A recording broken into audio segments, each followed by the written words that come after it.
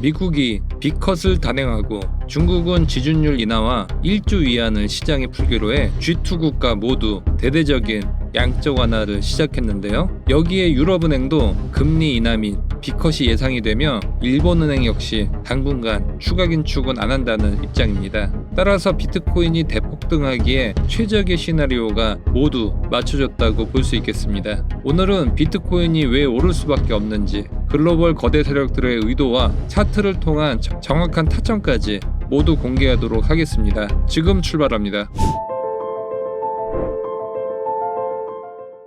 안녕하세요. 비트만 바라보는 남자 비트봄입니다. 중국 사람들이 동시에 양쯔강에 오줌만 넣어도 홍수가 난다고 할 정도로 중국은 인구수나 경제 규모로 전 세계에 미치는 영향력은 엄청나다고 볼 수 있겠는데요. 미국이 4년 만에 빅컷이라는 대대적인 양적 완화를 시작했고, 중국이 이례적으로 지준율 및 기준금리를 포함한 대대적인 양적 완화에 나섰습니다. 첫 번째 부양책은 지준율 0.5% 인하인데요. 효과는 약 1조 위안, 우리나라 돈으로 190조 원에 육박하는 규모입니다. 그리고 역레포 금리는 현재 1.7%인데 1.5%로 인하하고 증시 안정을 위해 125조 원의 자금을 투입하겠다고 밝혔습니다. 그런데 보통 중국이 금리를 내릴 때는 예고 없이 내릴 때가 다반수였는데, 이번에는 특이하게 인민은행장, 금융감독 관리총국장, 중국증권감독 관리위원회 주석 3명이 모두 기자회견을 한 것은 매우 이례적인데요. 또 이례적인 것은 지준율과 정책 금리를 동시에 인하한 것도 굉장히 이례적입니다. 중국이 이번에 판 깔고 대대적인 부양책 한번 해본다라고 해석을 해볼 수 있는 것이죠. 중국이 이렇게 마음대로 돈을 풀 수 있었던 이유는 바로 미국이 먼저 빅컷을 했기 때문인데요. 미국은 금리를 안 내렸는데 중국이 금리를 내릴 경우 위안화 약세에 압박이 있어 쉽사리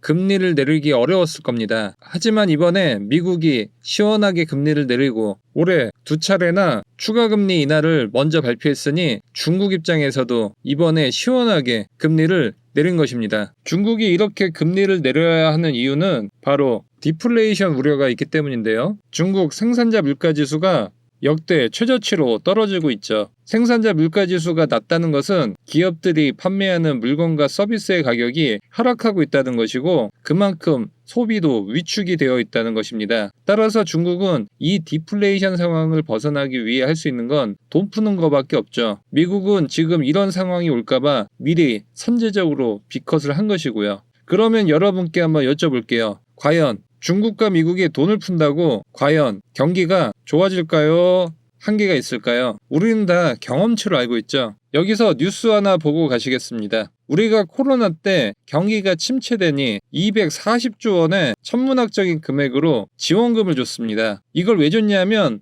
밖에 나가서 돈도 좀 쓰고 경기도 좀 살려보라는 것인데, 그런데 우리가 이걸 받아서 경기가 좋아졌나요? 아닙니다. 아주 극소수의 효과만 있을 뿐이지 그걸로 대부분 뭐하죠? 주식 투자를 시작했죠. 역대 신규 주식 투자 인구 증가가 코로나 때 엄청나게 늘었던 거 기억들 하실 겁니다. 바로 정부가 돈을 풀면 이것이 시중에 돈이 돌아야 되는데 이것이 엉뚱하게 주식 투자, 코인 투자로 넘어가는 거죠. 이번에 미국과 중국의 대대적인 양적 완화로 경기가 좋아질지 나빠질지는 저는 모르겠습니다. 하지만 확실한 거는 돈을 풀면 자산 가격은 폭등한다는 것이죠. 이것은 과거에 여러 차례 증명이 되어 왔습니다. 그리고 지금 전 세계의 경제의 큰형님, 미국과 중국, 심지어 유럽까지도 돈을 풀겠다고 공언을 한 상태죠. 그리고 이 비트코인의 가격은 글로벌 유동성과 아주 밀접한 관계가 있다고 여러 차례 강조를 드렸었습니다. 비트코인이 안전자산인가요? 아니라고 말씀드렸죠. 그렇다고 비트코인이 위험자산인가요? 이것도 아닐 수 있다고 말씀드렸습니다. 하지만 확실한 거는 유동성이 들어오면 비트코인은 오른다는 거죠. 오케이? 이 빨간 선은 비트코인 가격이고 흰 선은 글로벌 유동성의 자금의 흐름입니다. 정확하게 일치하는 것을 볼 수가 있죠. 비트코인 가격과 정확하게 일치하는 차트는 금도 아니고요, 주식도 아니고 유동성입니다. 이거 한 가지는 꼭 알고 갔으면 좋겠습니다. 여기에 미국과 중국 다음으로 경제 규모가 큰 유럽은행도 금리를 곧 내릴 가능성이 커 보입니다. 현재 9월 유럽 PMI 생산자 물가지수가 48.9로 중국과 마찬가지로 상당히 안 좋습니다. 더 안 좋은 거는 시장의 전망치보다 더 안 좋게 나왔다는 것이죠. 시장이 안 좋다고 예상을 하고 나서 발표를 하는 거는 시장의 타격이 크지 않습니다. 타격감이 거의 없는 것이죠. 하지만 시장의 전망치가 이 정도인데 막상 발표를 했더니 여기에 나왔다. 그러면 급락이 나올 수가 있는 것입니다. 여기에 물가가 둔화되고 고용지표도 안 좋고 심지어 GDP 성장률이 거의 제로라고 볼 수 있는데요. 따라서 금리를 내리고 돈을 풀 수밖에 없는 상황인 것이죠. 특히 프랑스는 올림픽의 저주에 걸렸습니다. 올림픽 이후 프랑스 PMI가 떡락을 하고 있죠. 따라서 지금 비트코인이 폭등하기에 최적의 조건이 맞춰졌다 이겁니다. 그런데 이날 기억나십니까? 여기 장대 음봉을 보였던 8월 5일 비트코인이 떡락을 했죠. 그리고 나스닥도 8월 5일 떡락을 하죠. 이날이 무슨 날이냐? 일본이 금리를 올리고 엔캐리 트레이드 청산 공포로 전 세계 자산 시장이 박살이 났던 날이었습니다. 엔캐리 트레이드 청산은 앞으로 비트코인 가격에 가장 큰 악재로 작용할 전망입니다. 이 규모가 추산되기로는 약 4조 달러에서 많게는 20조 달러 규모로 한화 약 2경 7천억 원까지 보고 있습니다. 따라서 엔캐리 트레이드 청산이 먼저부터 보면 일본이 워낙 저금리이기 때문에 엔화로 대출을 받고 달러나 고금리 나라의 화폐로 환전을 해서 주식이나 고금리 채권에 투자하는 방식입니다. 그런데 일본이 금리를 올려버릴 경우 해외에 투자했던 투자 자산을 모두 다 매도를 해서 다시 갚아야겠죠. 그런데 일본이 금리를 올릴 경우 이 엔캐리 트레이드에 대한 메리트가 작아지기 때문에 자금의 압박을 받고 투자 자금을 다시 회수하기 위해서 해외 투자 자금을 매도를 해서 다시 갚으려고 하는 자금의 압박을 받게 됩니다. 이때 전 세계 증시가 휘청이는 것을 볼 수 있고 비트코인도 폭락하는 것을 볼 수 있었습니다. 아직도 대부분의 자금이 청산이 안 되었기 때문에 다음 일본의 금리 상승에 대한 이슈가 발생할 경우 비트코인이 크게 휘청일 수 있죠. 그때가 바로 매수 진입 시점으로 볼 수 있겠죠. 빠르게는 내일 오전을 보고 있습니다. 엔캐리 트레이드 청산이 위험한 이유는 바로 미국이 일본보다 금리가 훨씬 높았는데 최근 미국은 금리를 내리고 일본은 금리를 올리다 보니 이 금리의 격차가 줄어들고 있습니다. 그러다 보니 엔달러도 하락하고 일본 엔화의 강세가 되면서 전 세계로 뿌려뒀던 자금이 일본으로 흡수가 되고 있는 상황이 벌어졌고 그런 상황은 앞으로 간간히 벌어질 수 있기 때문에 비트코인에 10가지 호재가 있다면 이 한 가지 악재는 반드시 알고 계셔야 한다고 강조를 드리고 싶은 것입니다. 제가 운영하는 비트봄 텔레그램 방에서 내일 있을 일본 소비자 물가 발표에 대해서 스케줄 그리고 예상치 그리고 만약 비트코인이 조정을 받았을 때 매수 관점에 대한 구체적인 이유에 대해 실시간으로 텔레방에 올려드리고 있습니다. 내일 오전에 있을 일본 물가지수 발표 결과에 따라 매매 전략도 실시간 공유 예정이니 아직 텔레그램 만들어 오신 분들은 영상 하단 더보기에 있는 링크로 들어오시면 됩니다. 그리고 텔레그램에 실시간 일본 엔캐리 트레이드 청산 시황 올린 다음 유튜브 커뮤니티에도 속보와 관점 제시해드리고 있는데 구독하기를 눌러두시면 제가 커뮤니티에 올린 속보를 실시간으로 받아보실 수 있으니 구독과 좋아요, 알람 설정 해두시면 도움이 되실 것 같습니다. 차트로 넘어와 현재 비트코인 4시간봉 기준으로 하락 다이버전스가 발생을 했죠. 캔들 고점은 계속 오르는데 RSI는 하락하면서 곧 조정이 나올 가능성이 큰 것을 나타내주고 있죠. 이 하락 다이버전스 때문에 내일 있을 일본의 물가지수 발표 때 시장을 흔들 수도 있겠다 예상을 해볼 수 있겠습니다. 현재 62.7K 저점을 찍고 63.5K인데요. 그리고 어제 63.8K에서 하락 다이버전스에 대한 내용 어제 오후 때 텔레그램에서 미리 말씀을 드렸었습니다. 그때 이거 보고 쇼 진입하신 분들 62.7K에서 간단하게 익절하신 분들도 있고요. 하지만 본격적인 조정 여부는 내일 오전 8시 반에 있을 일본 물가지수 발표 전후에 텔레그램 통해서 실시간 대응 방법 알려드리도록 하겠습니다. 현재 비트코인 4시간봉 기준 다우 이론상 저점을 계속 높여주고 있고 고점도 계속 높여주고 있습니다. 전형적인 다우 이론 상승장 추세라는 것이죠. 따라서 이 상승 추세가 무너지지만 않는다면 상승 추세의 지속이 계속될 것을 알 수 있는데요. 저는 내일 조정을 준다고 하더라도 이 다우 이론의 저점을 해치지 않는 조정을 보인 다음에 우상향하는 모습을 보일 가능성이 크다고 예상을 해볼 수 있겠습니다. 따라서 건전한 조정이 온다면 이전 저점 이상은 지켜준다고 보고 있습니다. 다음은 테더 도미넌스입니다. 현재 2달째 이어져 온 테더 도미넌스의 지지선을 지난주부터 하락 이탈을 했습니다. 이제 이 지지선은 저항선으로 바뀌게 되는 것을 다들 아실 텐데요. 따라서 이 테더 도미넌스 캔들은 반등하는 척 하다가 다시 저항선에 밀려 저점과 고점을 계속 내릴 가능성이 커 보입니다. 이 테더 도미넌스는 테더의 시가총액을 전체 코인의 시가총액으로 나눈 것입니다. 따라서 테더 도미넌스가 오르면 사람들은 비트코인이나 알트를 팔고 현금화한다는 것이고, 반대로 이 테더 도미넌스가 지금처럼 하락을 하게 되면 다시 사람들의 코인을 사서 불장이 올 수 있다는 겁니다. 그리고 현재 테더 도미넌스가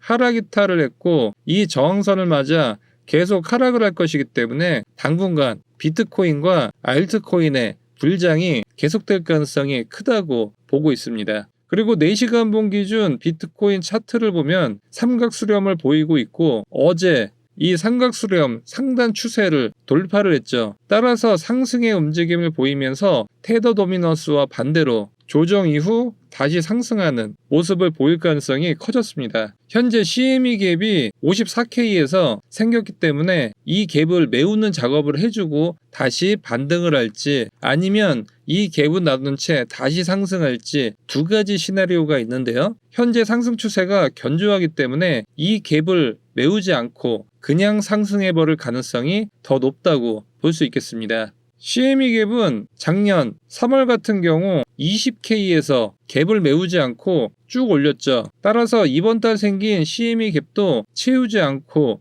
견조하게 상승할 가능성이 크다고 보고 있습니다. 비트코인 일봉 차트를 보시겠는데요. 현재 노란색 채널 안에서 횡보를 하고 있습니다. 대폭등전 쉬어가는 단계라고 볼 수 있겠는데요. 내일 오전이나 앞으로 알려드릴 경제 주요 발표 시기에 맞춰 세력들은 이 흰선 부근인 60K까지 눌러줄 수 있고, 1차 목표 지점은 68K, 이 노란색 상단 지점까지 반등 후 이 채널을 뚫어줘서 다시 대폭등이 나올지 아니면 다시 한번 쉬어갈지 두 가지 중 하나로 나올 가능성이 커 보입니다. 이 시기는 내일 오전 8시 30분에 있을 일본 소비자 물가지수, 그리고 다음 주 월요일 오전 10시 30분에 있을 중국 서비스 제조업 PMI 지수, 10월 1일 일본 실업률과 제조업 PMI 지수가 있습니다. 이 3일이 비트코인 방향성에 있어 매우 중요한 내용이고, 이 내용은 실시간으로 제가 텔레그램을 통해서 알려드리겠습니다. 그리고 이번 주 또는 다음 주경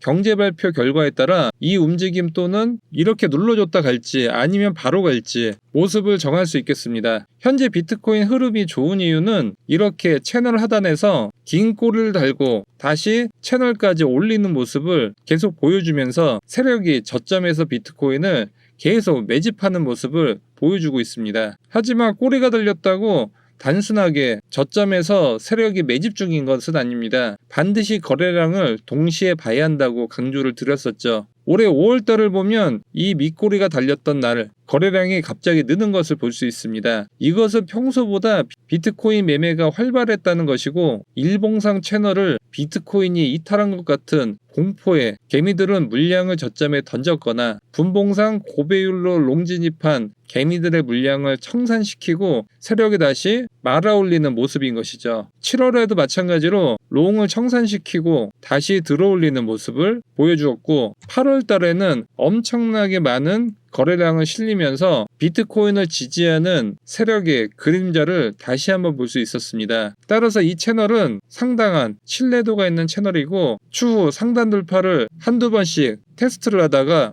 우상향하는 채널로 바뀌는 모양을 예상해 봅니다. 일봉 차트를 멀리서 보면 비트코인은 이렇게 채널을 계속 그리면서 가격을 높여주는 것을 볼 수 있습니다. 평행한 채널 또는 우상향하는 채널 또는 우하향하는 채널 또는 우하향하는 채널은 에너지를 응축해 다음 단계로 올라가는 준비 단계이고, 이때 세력은 비트코인의 각종 부정적인 뉴스를 시장에 내놓으면서 개미들을 청산시키고 다시 올리는 모습을 수십 년째 보여주고 있습니다. 여러분들이 보시는 차트는 정규 차트라 왜곡이 돼서 보이는데 로그 차트로 바꾸면 비트코인이 계속 우상향하는 모습을 보여주고 있고 상승에 대한 재료는 바로 유동성과 개미들의 청산을 먹으면서 올라가고 있다고 볼 수 있습니다. 따라서 큰 그림을 보면서 개미들과 같은 포지션을 잡기보다는 세력들의 흐름에 올라탄다는 느낌으로 매매를 해야 하는 것이 중요한 것입니다. 세력들의 포지션은 제가